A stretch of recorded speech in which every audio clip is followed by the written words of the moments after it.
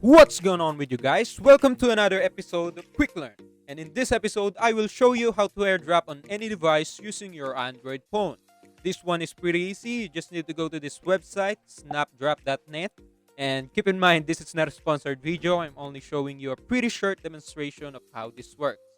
You can do this on any device. Me, I'm using Android to transfer files to my desktop here. And another thing to consider is that make sure both devices are connected to the same Wi-Fi. Otherwise, it will not work. So my Android code names, as you can see, is Aquabat. And you can see that my desktop code name will appear as White Parrot. To transfer files, just click the code name of the receiver of the file. So for me, White Parrot, the code name of my desktop. And I can choose files to send them over to my desktop. So just click that and choose a file. So as you can see, it will start loading up. Just wait. So as you can see, the file appears on my desktop. You just need to click save and it will automatically download.